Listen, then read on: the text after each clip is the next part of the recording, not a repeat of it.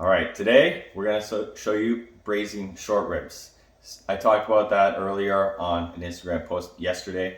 Today we're gonna show you how to do it, and I can't stress enough, we're braising something. Once you know how to braise one thing, you can braise many things, and it's just the best tool to have going into the winter. You can do beef shanks, blade roast, beef cheeks, short ribs, like the list goes on and on. But it's essentially all the same technique, and it's very simple. So I'm gonna take you through the process right here. And I got it really simple. I got it broken down. Here's the short ribs, and then the only thing else you need is salt, good Diamond Crystal kosher salt, onion.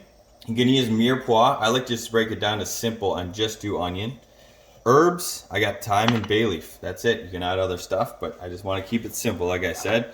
Beef stock from 4/4, made in house, delicious stuff. A high smoke point oil, grapeseed oil, really good stuff, and a bit of red wine.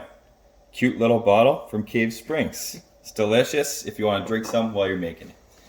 So, first step when you're braising is the sear. You want to get your pan nice and hot, and how you tell that is if you have your hand just about 1 inch from the surface and you can't hold it there for very long, that is going to tell you that it's hot enough. So I want to preheat that pan or the pot there, and I want to put my oil in once it's hot.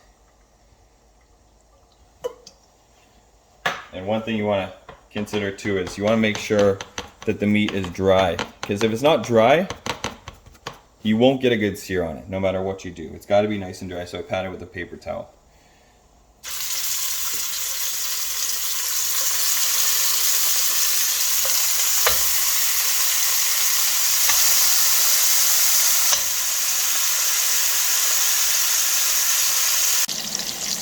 Okay, so once they're all nice and brown, we brown them on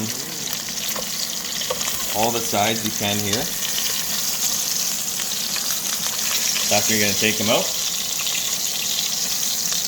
Set them aside for now. And you'll notice there's some beef fat in there.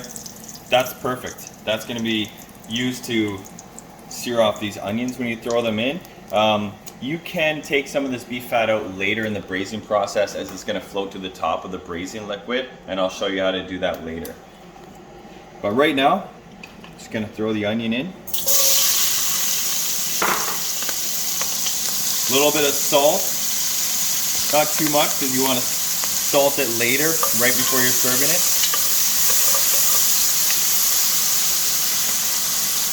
And it's going to let those onions cook so they get nice and brown before we go to our next step.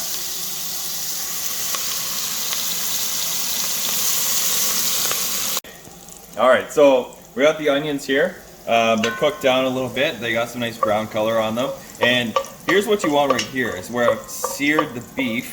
There's these brown bits here. There's brown bits from the onions. And when you deglaze, you want to add your wine, and that is going to force that brown bits into the onions, and that's flavor country right there. So again, we're using that Cave Springs. Look at these cute little bottles. Isn't that cute? My wife may or may not love these a lot. So here we are. Just gonna pour this bad boy in. And what you want to do is, once you got it in, take a wooden spoon, and you want to scrape your pan to get all those brown bits up and incorporate them into your dish. That's very important in braising. One of the most very important parts. So there you go. We're going to let those onions simmer in the red wine and let it reduce a little bit. Then we're going to add the beef back in along with a few other things. So all the onions got a really nice color on them. The wine has reduced, so it's concentrated the flavor. Now simply all you gotta do is add the beef in.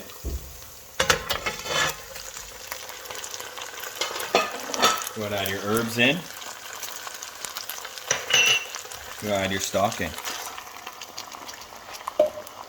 Now, if you don't have enough stock to cover, because it's important that you want to cover what you're cooking.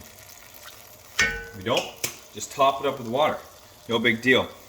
Beef stock or any kind of stock is going to give you the most flavor, but you are going to be creating so much flavor with that reduced wine, the deglazing, the browning of the meat. It's all adding up to flavor, and you're going to be simmering this for a long time. So if you add some water, if you don't have enough wine, or if you want to, or not enough beef stock, that's totally fine. So you cover it as much as you can.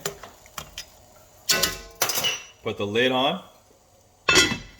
Let it sit for 3 hours, and you're good to go. So that's it. Nice and simple. And there you go. We'll show you the final product very soon.